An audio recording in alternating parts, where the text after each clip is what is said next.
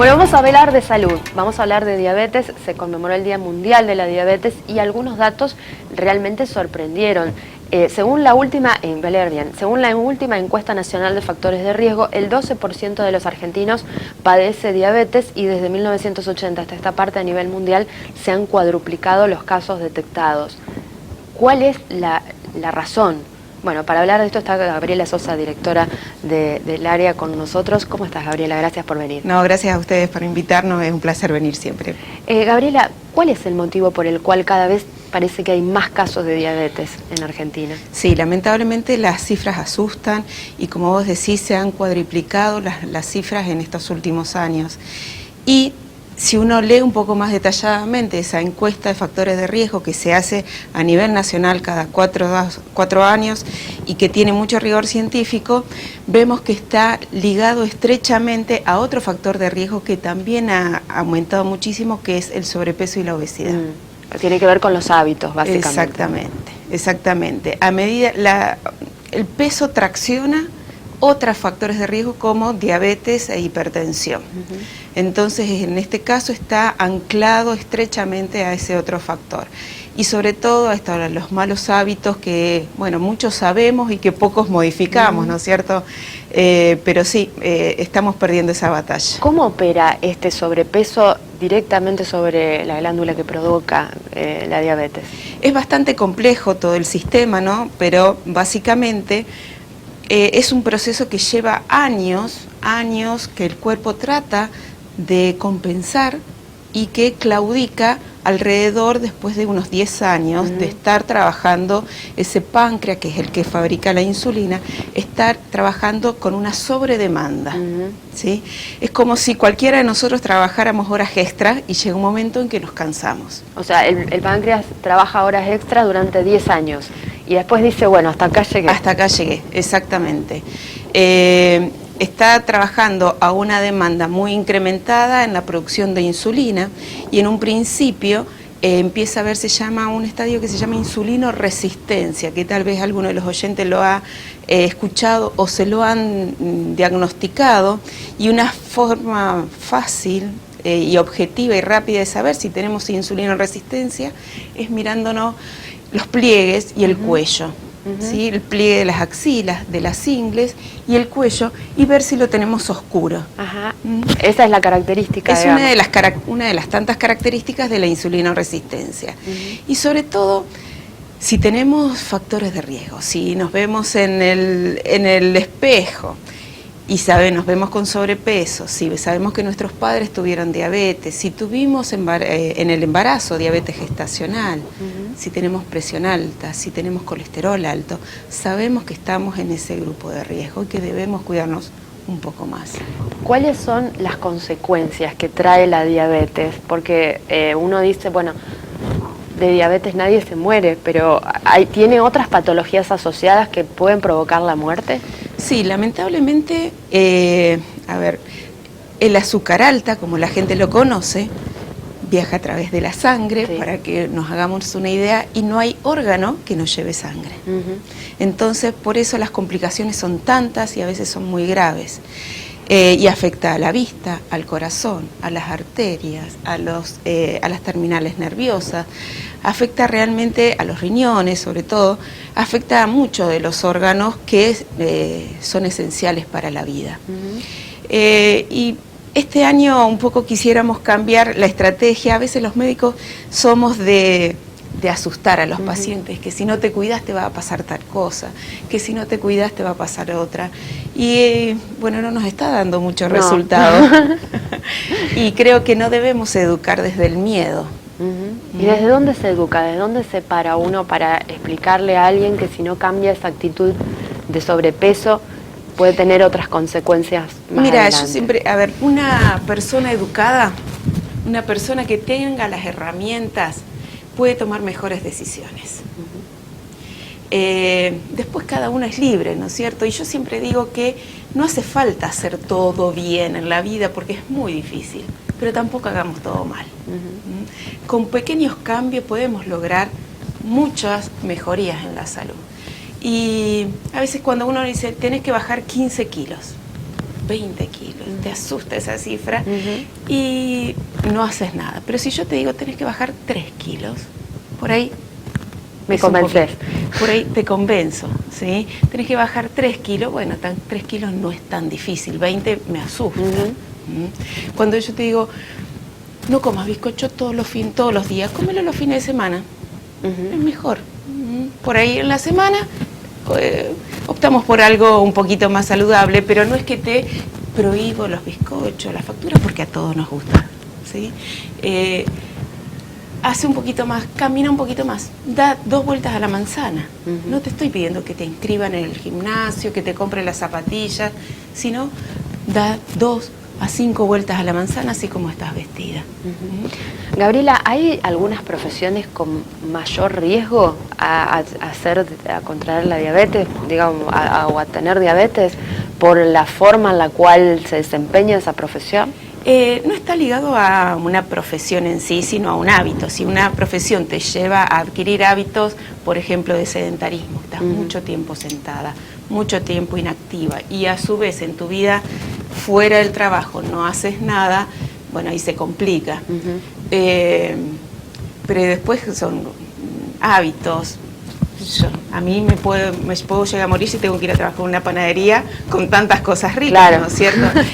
Sabemos que hay ambientes obesogénicos, que a veces son familiares y otras veces son laborales. ¿Qué quiere decir un ambiente obesogénico? Está rodeado de todas aquellas cosas que nos van a tentar, que nos hacen más difícil la elección de cuidarnos. Pero después son motivaciones personales, son conciencias que tenemos que tomar desde lo propio, y lo vamos a poder tomar esas decisiones siempre y cuando sepamos.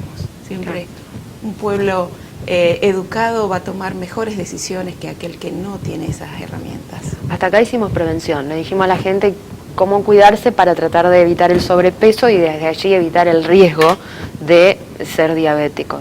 ¿Qué pasa con aquellos que ya tienen la diabetes detectada? ¿Cómo se deben cuidar? ¿De qué manera o con qué dieta específica para evitar los riesgos? Bueno, la diabetes nosotros siempre la llamamos la enfermedad traicionera, porque junto con la hipertensión no nos da muchos síntomas. Entonces, si estamos esperando que nos dé un síntoma para cuidarnos, estamos complicados. Por eso hay que adquirir conductas. Y la famosa dieta del diabético ya no existe más. Bien. Eso es importante que la gente lo sepa, porque a veces no, dice, mi esposo tiene que hacer una dieta aparte porque es diabético, le cocino aparte a mi mamá porque es diabética, y no. Hace ya unos años que estamos bogando que la persona con diabetes forma parte de una familia y todos tienen que comer bien, no uno en particular porque tiene diabetes.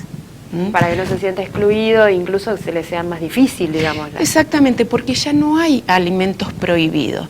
Atrás quedaron esas viejas prohibiciones de las 4P, que fueron tan famosas. Papa, pasta, claro, pan, papa, postres y papa creo que me quedé afuera. No existen más esas restricciones. El paciente puede comer, la persona con diabetes puede comer de todo, pero en su justa medida y sano. ¿Los controles que se debe hacer un diabético tienen alguna frecuencia? ¿Son diarios?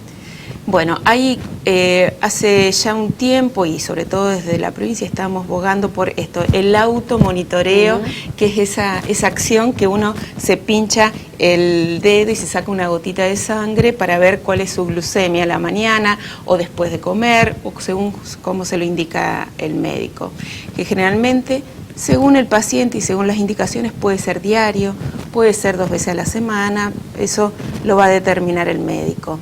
Y después tiene los controles periódicos con su médico al menos 2 veces al año como mínimo, para saber cómo están esos órganos que pueden ser afectados por la diabetes. Ese automonitoreo lo que trata de lograr esto es el empoderamiento de la persona, en que él maneje su enfermedad y no la enfermedad lo maneje a él. Y sobre todo porque, esto que te dije hace un ratito, no tiene síntomas. Arrancamos hablando de números a nivel nacional según la encuesta. Acá a nivel provincial o a nivel local, ¿ustedes han detectado un incremento también de pacientes en el Santa-Fe, por ejemplo, o en algunos de los hospitales? Sí, nosotros estamos, la provincia está en concordancia con la nación, con la región y con el mundo, porque esto no es algo que le pasa solamente a Santa Fe. Y lamentablemente lo que hacemos es, lo que se ve cada vez es diagnósticos en personas más jóvenes. Antes era una patología del adulto mayor a partir de los 50, 60 años y hoy lo estamos viendo a los 20, 30 años, ¿sí? Y sobre todo en mujeres embarazadas o que están buscando un embarazo, pero sobre todo cuando ya están embarazadas hacemos el diagnóstico durante la gestación y eso es doblemente grave. Mientras más joven la persona, más riesgo corre. ¿Por qué? Porque va a estar expuesta a la enfermedad durante muchos más años y ahí nosotros debemos ser más estrictos, ¿sí? No es lo mismo diagnosticar una diabetes a una persona de 30 años que a una de 58. ¿Y en la diabetes gestacional los riesgos aumentan también por el tema del bebé? Sí, bueno, ahí están en juego 2 vidas y es importante que todas las mujeres sepan y que se les tiene que hacer un dosaje de glucosa en determinados momentos del embarazo. Acá en Santa Fe, bueno, el plantel profesional está muy bien formado y lo hacen, no es lo mismo en todas partes del país, y que es necesario que sepan que les puede traer consecuencias a ellas y sobre todo al bebé. Lo tienen que pedir. Si no se lo... El profesional que le controla el embarazo lo sabe, ¿sí? O lo debe saber, pero la mujer siempre tiene que estar alerta y cuidarse. Y también atrás quedaron esos viejos mitos, engordar en el embarazo, porque después lo bajás dando el pecho y nada de eso es verdad, ¿sí? Después te quedan 35 kilos y te querés morir después de dar a luz y eso ya es un factor de riesgo importante. Hoy el sobrepeso en el embarazo de por sí solo es un factor de riesgo muy importante. Te corté justo, ibas a decir, ¿y para el bebé? ¿Y para el bebé qué implicancias tiene esto? Para el bebé, bueno, hay muchos estudios hoy, hay una palabra que se llama epigenética, que muchas personas y profesionales de las ciencias médicas ya están muy avanzados en el tema, en donde se sabe que el bebé modifica su vida posterior al nacer acorde a los factores de riesgo en los que estuvo sometido la mujer. Y sobre todo, o no solamente los factores en donde se formaron esos genes, sino cuando la mamá, antes de embarazarse, según los hábitos de la madre, antes de embarazarse, va a moldear los genes de ese bebé. Así que glucosas altas, cuando un bebé se está formando, determina un factor de riesgo en la vida posterior al nacimiento, en donde determina o sobrepeso, o bajo peso, o partos prematuros, o riesgo de diabetes en ese próximo bebé. Por eso nos tenemos que cuidar por nosotras mismas y sobre todo por ese bebé que se está gestando.